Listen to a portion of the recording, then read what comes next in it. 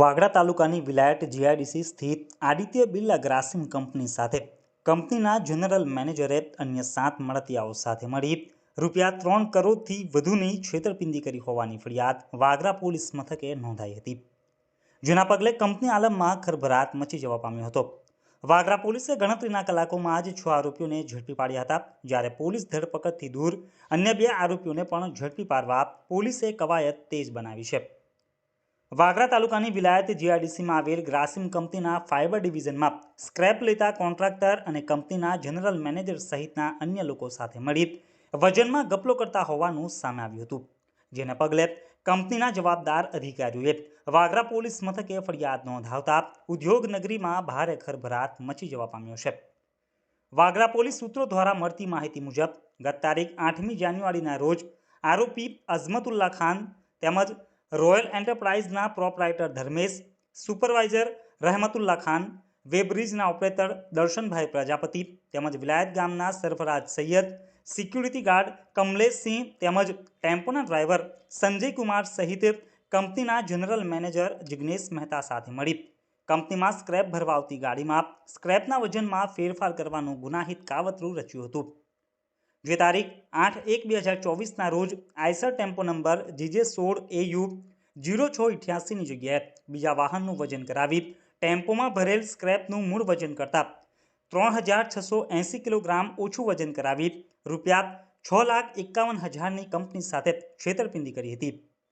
એટલું જ નહીં, આરોપી અઝમતુલ્લા ખાન તથા રોયલ એન્ટરપ્રાઇઝના પ્રોપરાઇટર ધર્મેશ તથા કંપનીના જનરલ મેનેજર જિગ્નેશ મહેતાએ કંપનીને વર્ષ 2017થી આજ દિન સુધી છેતરપિંડી કરી અત્યાર સુધી 6 વર્ષમાં આશરે 456 ગાડીઓમાં સ્ક્રેપ કંપનીની બહાર કાઢ્યો હતો, જેની અંદાજિત કિંમત ₹8,92,00,000 હોવાનો આંકડો જિગ્નેશ મહેતાએ પોતાના લેપટોપમાંથી કાઢી આપ્યો હતો। ગત 8મી જાન્યુઆરીના રોજ બહાર પડેલ તફાવતના આધારે ગણતરી કરતા અત્યાર સુધીમાં આશરે ₹3,12,20,000ની છેતરપિંડી થઈ હોવાનું માલુમ પડ્યું હતું। આરોપીઓ આશરે 1.5 વર્ષથી ડિજિટલ સિસ્ટમથી છેતરપિંડી કરતા હતા અને અગાઉ SAP સિસ્ટમ હોય તેમાં પણ છેડછાડ કરતા હોવાની વિગતો પ્રકાશમાં આવી હતી, જેને બનાવને પગલે આદિત્ય બિરલા ગ્રાસિમના assistant general manager Raghavbhai Mahesh Parikh Purohit નાઓએ વાગરા પોલીસ મથકે 8 લોકો વિરુદ્ધ ફરિયાદ નોંધાવી હતી। વાગરા પોલીસે 409 તેમજ 120B હેઠળ ગુનો નોંધી આરોપીઓનું પગેરું શોધવાની કવાયત શરૂ કરી હતી। વાગરા પોલીસે ગુનાની ગંભીરતાને ધ્યાને લઈ તપાસનો ધમધમાટ શરૂ કર્યો હતો। પોલીસે ટેકનિકલ સર્વેલન્સ તેમજ હ્યુમન ઇન્ટેલિજન્સની મદદથી આરોપીઓની માહિતી મેળવી કુલ 6 આરોપીઓને ગણતરીના સમયમાં જ દબોચી લઈને જેલના સળિયા પાછળ ધકેલ્યા હતા। જોકે હજુ પણ 2 આરોપીઓ પોલીસ ધરપકડથી દૂર હોય તેઓને પણ ઝડપી પાડવાની દિશામાં વાગરા પોલીસે તપાસ તેજ બનાવી હતી। આ અંગે DYSP PL ચૌધરીએ પત્રકારોને વાગરા પોલીસ સ્ટેશન ખાતે પ્રેસ કોન્ફરન્સના માધ્યમથી માહિતી પૂરી પાડી હતી। વાગરા પોલીસ સ્ટેશનમાં અહીં પીકો કલમ 409 120B મુજબનો એક ગુનો દાખલ થયેલો છે, જેમાં ફરિયાદી શ્રી રાઘવભાઈ પુરોહિતના ફરિયાદ આપેલ છે, જેમાં બિરલા ગ્રાસિમ કંપનીમાં તારીખ 8/1/2024ના રોજ એક ટેમ્પો જે મટીરિયલ ગેટ ઉપરથી પસાર થઈ રહ્યો હતો, તો મટીરિયલ ગેટ ઉપર જે ઓપરેટર છે વેબ્રિજના એમને દર્શનભાઈ પ્રજાપતિના વજન કર્યું તો એમનું વજન જણાયું 10 કિલો 470 કિલોગ્રામ। એ વખતે એના જે સુપરવાઇઝર છે સિક્યુરિટી ઓફિસર એમને શંકા લાગી તો એમને ફરી વજન કરાવી તો ટેમ્પાનું વજન 14 કિલો 420 કિલોગ્રામ જણાઈ આવેલ। એથી એમને આ બાબતે શંકા ગઈ કે 3,680 કિલો વજન ઓછું હતું। એથી એમને સિક્યુરિટી ઓફિસરને જાણ કરી, તેથી એમને એમના એડમિન ઓફિસર અને HR મેનેજર વગેરેને જાણ કરેલી। એથી એ લોકોએ આ જે ટેમ્પાનો ચાલક તથા સુપરવાઇઝર છે જે કામનો આરોપી છે રહેમતુલ્લા ખાન, અને પૂછપરછ દરમિયાન એ લોકોએ જણાવ્યું કે આ રીતે અમે લગભગ 2017થી આમનો જે આ રોયલ એન્ટરપ્રાઇઝ કંપનીના પ્રોપરાઇટર છે ધર્મેશભાઈ તેમને કોન્ટ્રાક્ટ આપેલો છે।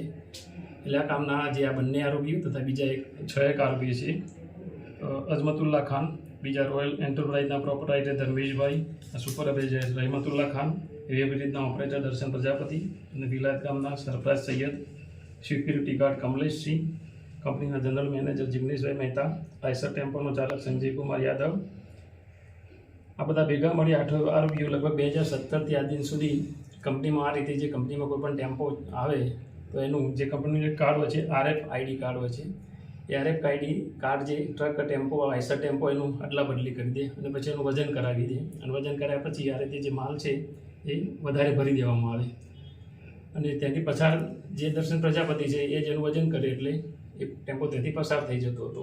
એમ આ જે પકડાયેલો ટેમ્પો છે એમાં લગભગ 6,51,000ની છેતરપિંડી થયેલી હતી. એ રીતે આજ દિન સુધી 2017થી કુલ 456 ગાડીઓ આ રીતે પસાર થયેલી છે. એટલે એનું આ જે ટેમ્પામાં વજન ઓછું જણાયું એ આધારે જો ગણતરી કરીએ તો કુલ લગભગ 3,12,00,000 ઉપરાંતની કંપની સાથે આ કામના આરોપીઓ ભેગા મળી અને ગુનાહિત કાવતરું કરી અને છેતરપિંડી કરેલી છે. એ બાબતનો વાગરા પોલીસ સ્ટેશનમાં ગુનો નોંધાયેલો છે અને આ ગુનાના કામે કુલ 6 આરોપીઓની ધરપકડ કરવામાં આવેલ છે. બાકીના જે 2 આરોપીઓ છે એ હાલમાં વોન્ટેડ છે. એમની ધરપકડની કાર્યવાહી હાલમાં ચાલુ છે. इस वीडियो को लाइक करें, हमारे चैनल को सब्सक्राइब कर बेल आइकन जरूर प्रेस करें हमारी न्यू वीडियो सबसे पहले देखने के लिए।